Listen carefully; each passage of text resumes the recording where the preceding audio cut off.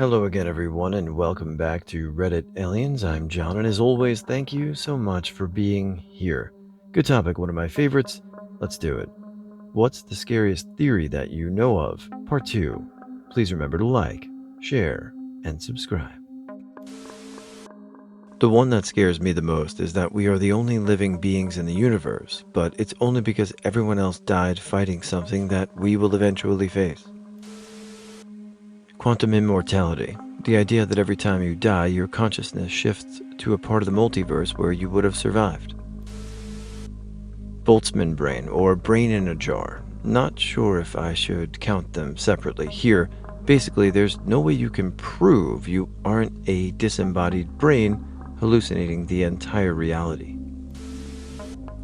Dead-end trips. Cosmology can be disturbing.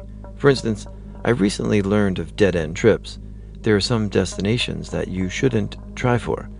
It's possible to travel so far away from where you started that the expansion of the universe will exceed the speed you were traveling at.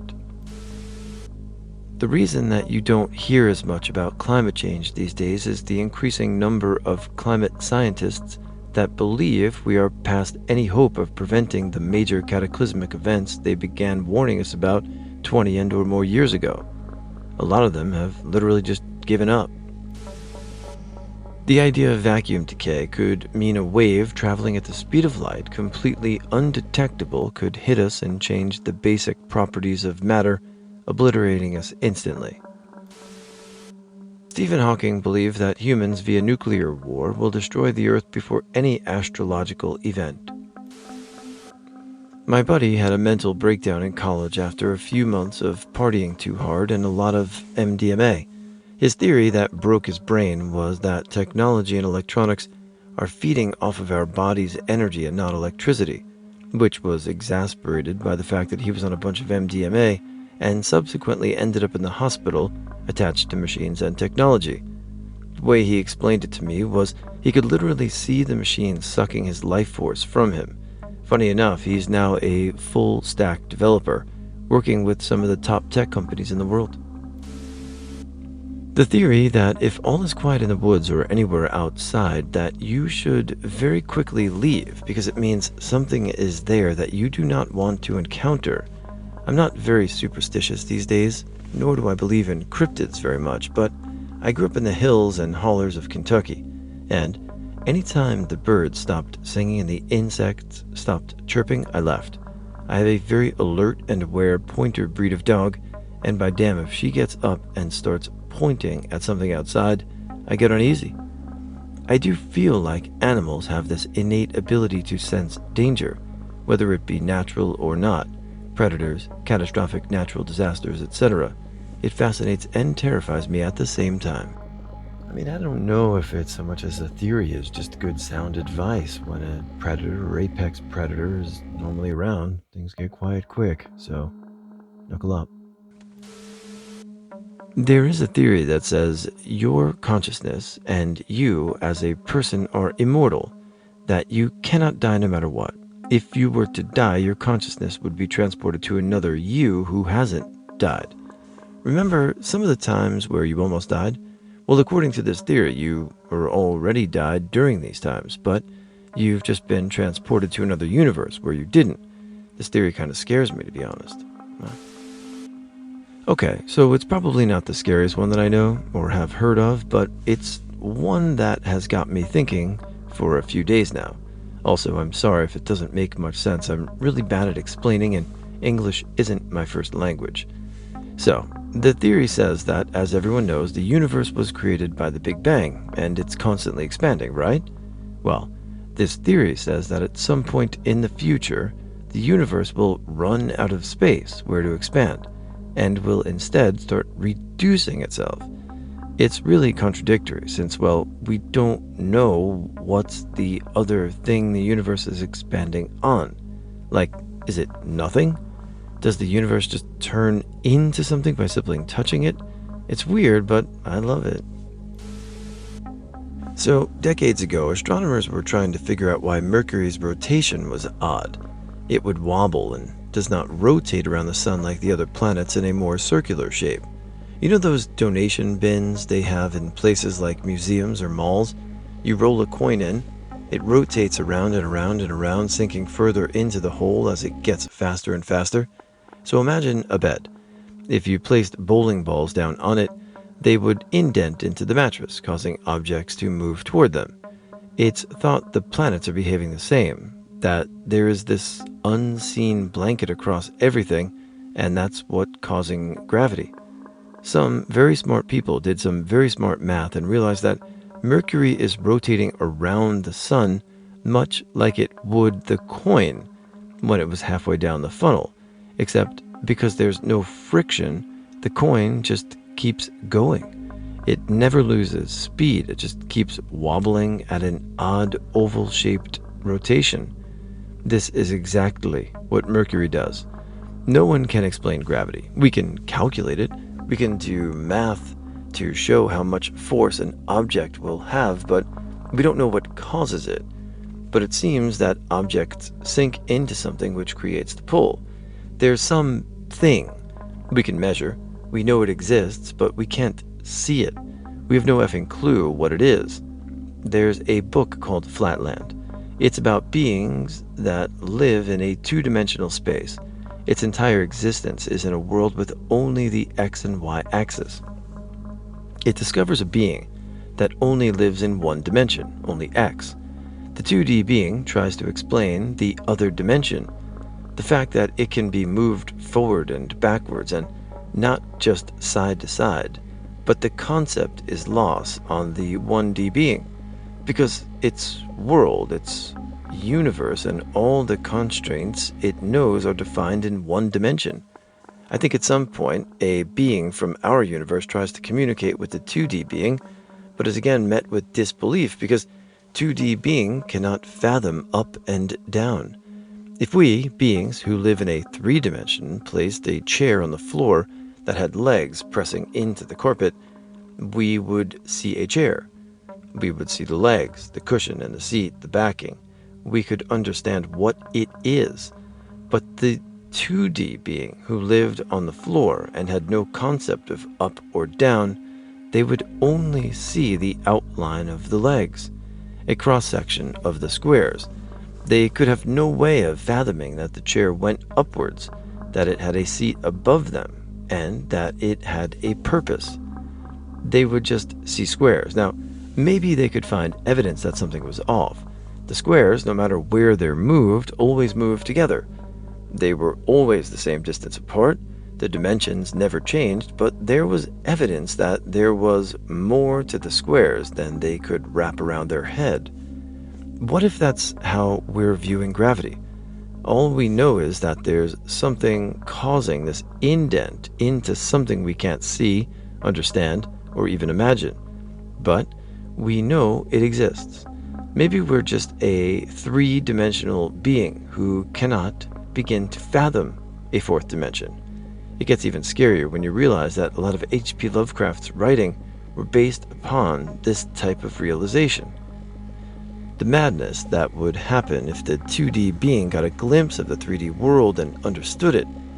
They saw beyond the indent, the shape the chair legs were making. They saw the entire chair and, for a brief moment, understood its purpose.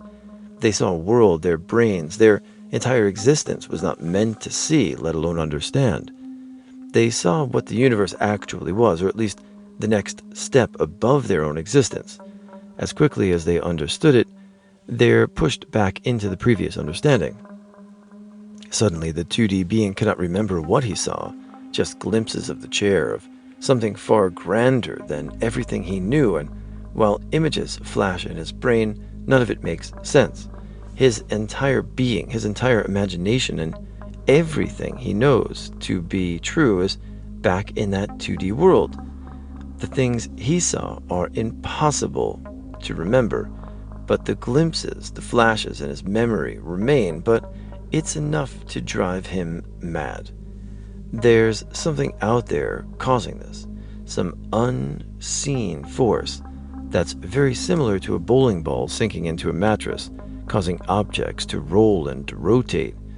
We can calculate gravity precisely with math. We know the exact outcome of it, but we don't know why. Just like that little 2D guy in Flatland. We see evidence of something beyond imagination, beyond our comprehension, but we know it to be a universal truth that exists. So, what if someone has gotten a glimpse of it? If something happened inside their brain that allowed them to see the universe in a way we couldn't possibly begin to fathom, and we just locked them away and pumped them full of medication? Not really scary, just sad. The idea that Earth is the only place with life, ever, in the universe. Because if that's true, when all life ends, and it will eventually, then life itself will have been a momentary blip in the grand universal timeline. We all fight against it, and it's a part of the life cycle, and that's part of the beauty of life as well, is just that there's an end. Who knows, right? Maybe it doesn't end. An artificial intelligence that is sufficiently smarter than humanity in general would necessarily become an overlord. We would be helpless to resist because, being so much smarter, it could easily manipulate us into doing whatever it wanted, and we wouldn't even realize. The idea that there's a reason that humans have developed the uncanny valley or the fear discomfort with someone that looks human but misses the mark on acting human. The linked article is a good overview of the uncanny valley, but I think I saw the other part in a tweet somewhere. If beneficial traits are passed on because they ensure a higher rate of survival, what caused a trait of fear of non-human looking things? The idea of clones having the same consciousness. I'll go into more detail if someone wants, but imagine a machine that clones you down to the exact atom and then kills the original you. Now, some would say you died, but that clone is you now, since it has all your memories up until this point. Now, consider the difference between nothing happening and being replaced with an exact clone at this exact moment. Physically speaking, there is no difference. This means that you are constantly dying and being replaced with clones. You won't live out any of your future clone will. That at any point in time, something we can't detect will strike the Earth and end life as we know it, dinosaur style. It seems like every time there's a new near-Earth object, I hear reports of, it came from a dark, boring part in the sky, so we had no idea it was coming, from the people whose job it is to know what's coming. We are flesh stock that are populating for the purpose of meme propagation. Our genes are basically setting up a stage for memes to develop and spread in their due time. Not a particularly scary idea, but it shifted my perspective. It may cause someone to feel either insignificant or completely included in the grander scheme of things. That politicians, etc., who do crazy shit aren't coming from a position of ignorance, fear, or a belief that it's truly better for the population as a whole. That they whole ass know they're trying to grab as much privilege for themselves as an individual and don't care if the rest of the world eats itself alive. I don't care what party you're from. You can imagine this from any political stance. The white light you see at the end of the tunnel when you die is a trick to get you to reincarnate back on Earth and suffer. Earth is just a farming place to generate louche negative energy for these archon beings who control the Matrix. Uncanny Valley evolution. If the uncanny valley exists, it means that in some point of the human evolution, we were needed to recognize something that looks human in every way but isn't to survive. The theory I find most terrifying is that there are ancient zombie viruses underneath the Arctic soil that humans won't be immune to because we have never been exposed to it. If global warming proceeds, it will melt Arctic snow layers, giving humans exposure to the virus that could result in a zombie apocalypse. The oxygenation of the atmosphere was one of the most catastrophic events for life on Earth and led to a mass extinction event. Prior to that, anaerobic life forms dominated the Earth, Subsequent to that, the only anaerobic life that survived did so because it was able to find pockets insulated from oxygen. Later, as multicellular aerobic life forms emerged, anaerobic bacteria managed to find a hospitable environment in the digestive tracts of these new organisms. The theory is that the evolution of multicellular life was itself an adaptation that formed around anaerobic bacteria, and that in the end, we are all just shells for the bacterial colonies in our guts. We feed them every time we eat, we dispose of their waste, and in our interactions with others and the environment, we ingest more of them.